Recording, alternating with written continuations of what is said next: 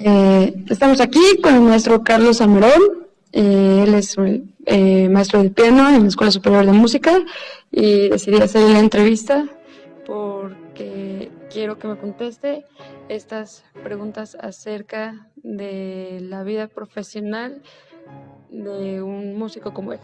Ok, bueno, entonces empezamos. ¿Por qué decidiste dedicarte profesionalmente a la música? Vale, pues desde muy pequeño me di cuenta de mi gran amor por la música. Fue algo que descubrí a muy temprana edad. Realmente tenía yo 4 años cuando asistí a una presentación de unos primos en la Academia Yamaha, y desde entonces pues, quedé fascinado con la música. Insistí a mis papás que me inscribieran en la escuela y bueno, afortunadamente lo hicieron. Y bueno, a partir de ahí creo que siempre tuve claro que la música sería algo importante en mi vida. A lo mejor en ese momento no lo visualizaba desde el punto de vista profesional, pues por la edad, ¿no? Pero conforme fue pasando el tiempo, se fue volviendo cada vez algo mucho más seguro que era a lo que quería dedicarme. ¿Por qué? ¿Por qué decidiste en el camino dedicarte? Dedicarme a la música, pues la verdad es que fue siempre una persona muy inquieta. En la escuela me gustaban muchas cosas, ¿no? En algún momento, bueno, cuando estudiaba la preparatoria, yo me visualizaba estudiando música, pero también matemáticas, porque es otra área del conocimiento que me apasiona. Eh, pero bueno, las circunstancias fueron que cuando salí de la preparatoria hubo una huelga muy larga en la UNAM, y pues la Facultad de Ciencias, en la que ya estaba aceptado, pues estuvo cerrada por todo ese periodo.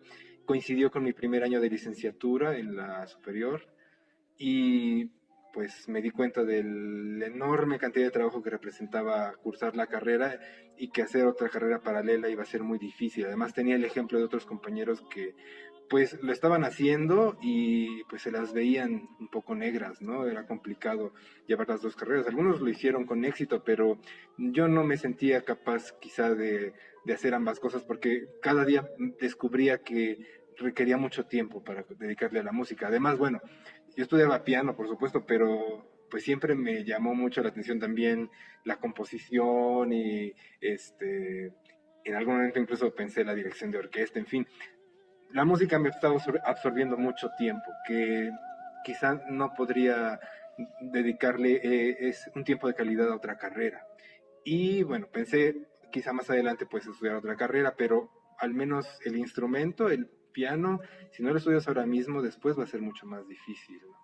Entonces, bueno, opté por enfocarme a la música y dejar lo demás como para una opción más a futuro. Okay. Y cuando decidiste que querías ser músico, ¿sabías en qué campo de la música te ibas a desarrollar? O sea, ¿sabías tú con seguridad cómo ibas a desarrollarte? Pues no, no tanto en realidad. Es decir, yo siempre vi la música de forma bastante integral, ¿no? Quizá eso también se lo debo un poco a la formación que tuve en Yamaha, porque pues a la par de aprender a tocar, ¿no?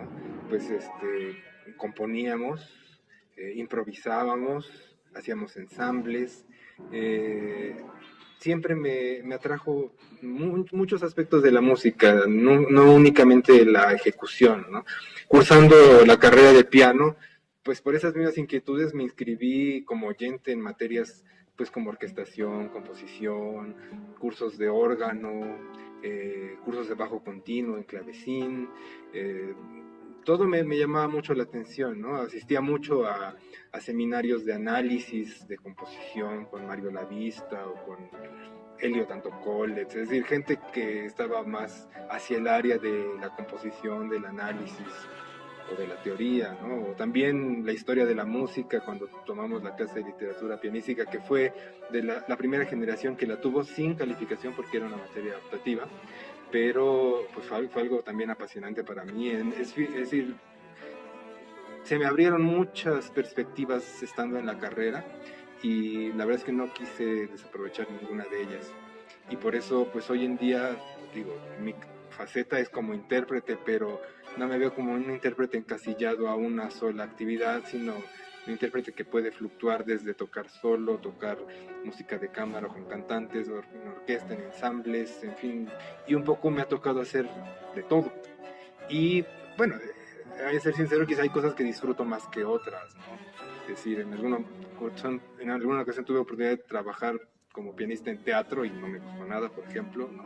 No me veo como pianista de ballet, por ejemplo, ni siquiera como pianista repertorista de ópera, de ensayar óperas tampoco me lo veo, aunque me gusta acompañar arias de repente, ¿no? Pero digamos es una faceta que quizá ya he descartado un poco, pero todo lo demás que tenga que ver con música de cámara, con piano solo, con conciertos, me llama la atención y bueno, aún estoy reservando quizá un momento futuro para pues incursionar en la composición con más seriedad, ¿no? Es decir, siempre es algo que he tenido latente y de repente hago mis experimentos, pero nunca lo he podido formalizar.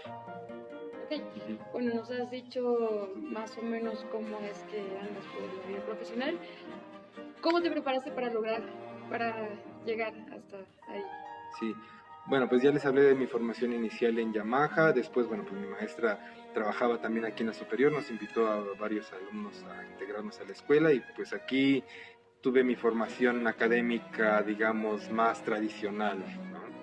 Y bueno, pues eso desde luego representó una base importante en mi formación, aunque al salir de aquí, pues me di cuenta de que aún tenía muchas cosas que aprender, ¿no? E incluso algunas carencias que tendría que solucionar.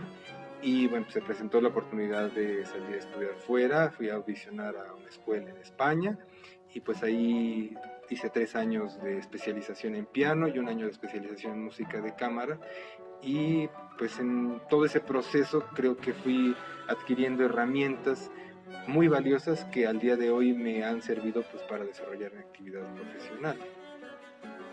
Sí. Bueno, ya dijiste que esas herramientas las conseguiste fuera de esta escuela, fuera de México. En la escuela y fuera de la escuela, ¿no? Digo, bueno, fuera de esta escuela para ir a otra escuela. Es decir, las he obtenido gracias a, pues sí, a las currículas, a las materias que se ofrecen en las escuelas, pero también, como lo comentaba antes, un poco a las inquietudes que me han llevado a buscar fuera de necesariamente esas currículas, de esos programas de estudio, ¿no? Como pues cursos que no necesariamente están dentro de las materias, en fin, ¿no? Y pues sí, mucha lectura, mucha investigación por mi cuenta que también me ha enriquecido bastante. Sí.